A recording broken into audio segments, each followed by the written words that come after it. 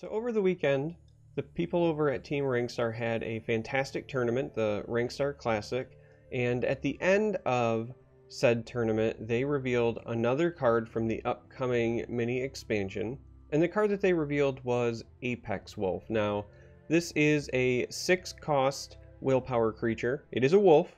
Shocking, I know.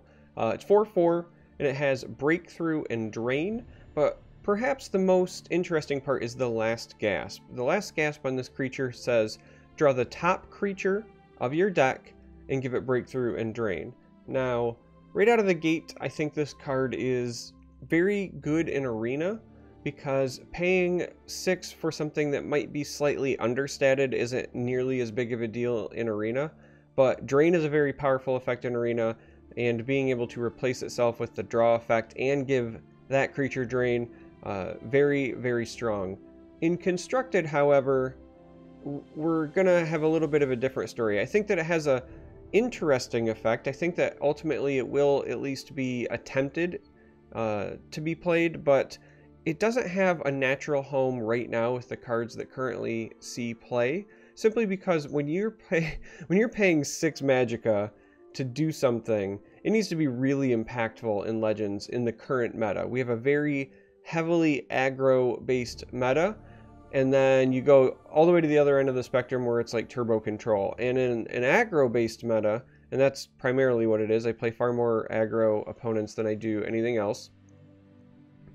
6 is your Ice Storm turn, and I guess the best way that I can say this is this card, when you play it, does nothing, and then on the next turn, if it's unanswered, it can start to recoup some of the tempo loss that you get from playing this, and the Drain helps that, but you're basically taking turn 6 off to get a marginal return on turn 7, and then you don't get the really interesting effect until even after this creature dies, right? So because it's a last gasp, realistically you're kind of hoping to play this on 6, gain some health, and trade it into something on turn 7, and then probably play whatever you've drawn, and then, well, that will have Drain, unless it's something that does any sort of cool immediate impact summon.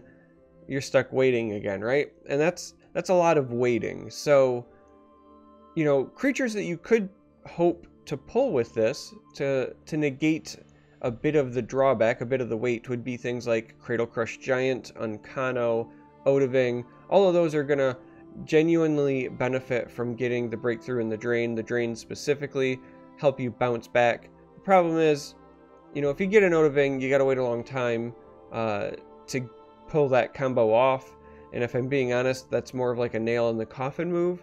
If you are to the point against aggro where you're at turn 12, you've probably already won anyway. Cradle Crush is a little more interesting in my mind. Unkano would let you, take out a big threat. Being able to take out something like a Bleak Coast Troll, for example, with Drain, and then trade with Drain. That's really powerful, so that's nice. But yeah, the delay on this is the biggest hiccup.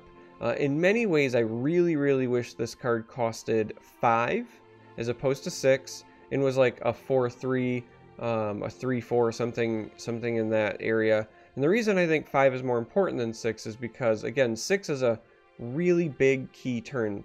Another thing to consider is Undying Dragon, which is bigger statistically, and still has Drain, and it doesn't have Breakthrough, so you don't have to risk maybe giving somebody runes accidentally by trading.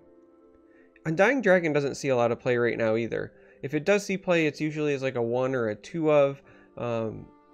It's just considered to be too slow. It's not reactive enough. It's not immediate. So it would make sense that in metas where Undying Dragon's not seeing a lot of play, this card is also not going to see a lot of play.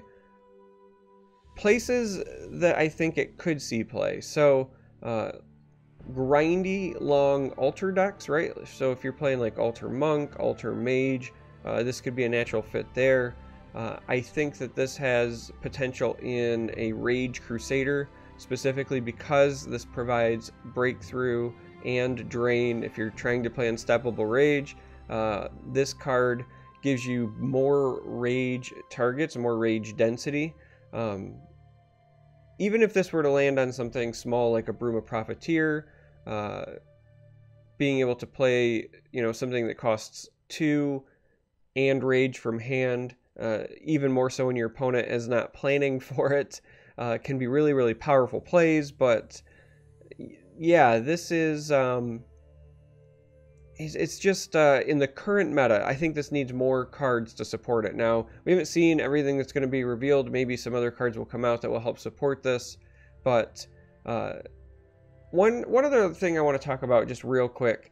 The last gasp effect does say draw the top creature of your deck and give it breakthrough and drain. So if the top of your deck is a bunch of actions, you do always still get a creature. This can be used as like a pseudo tutor effect. If you were going to be playing like a mage version of Stealer of Secrets, the OTK deck that tries to play a ton of actions and then win by playing Stealer of Secrets, a charge creature, and Mentor's Ring on the charge creature. In mage, your charge creature has to be Shadowmere. Sometimes that can be problematic because it's a unique legendary.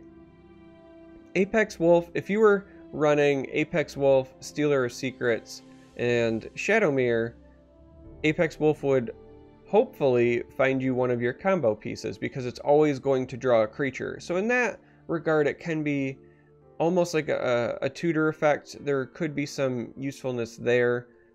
The thing to note in that scenario, though, is if you run multiple Apex Wolves, you do run the risk of it just drawing itself. I think that that's one of the reasons why the card will ultimately, if it is run, likely be a silver bullet, like a 1 of, maybe a 2 of. I really think this card would need some outside help if you were ever going to try to run this as a 3 of, but I like it as a 1 of if you are going to run it because you don't run the risk of it drawing itself, and it is a very situational card. There's not a lot of times where you're going to be able to just take turn 6 off, if you will, to develop a threat. Control mirrors you might be able to, sure, right? Like you can spend 6 on whatever you want. There was a time when Tribunal Control was still running Fate Weaver because it was, a 3/3 draw a card. This is like conditionally 4/4 draw a card. Again, not that great though. In the control mirror, the drain matters a whole lot less. The breakthrough probably not that great. In fact, I would almost still argue in a control mirror, you'd much rather still have Undying Dragon because it's going to be a 5/5 no matter what, and likely a 10/10. So, yeah. I want to know what you guys think because I look at this card and I see potential, but because of the lack of immediacy, the lack of immediate reaction to the board, I think that it's going to struggle. I think it's kind of a neat combo piece, but it's an expensive combo piece. It costed us 6. So how do you plan to use it? Do you plan to use it? I want to hear what you think. As always, thanks for watching. Until next time, may you walk on warm sands.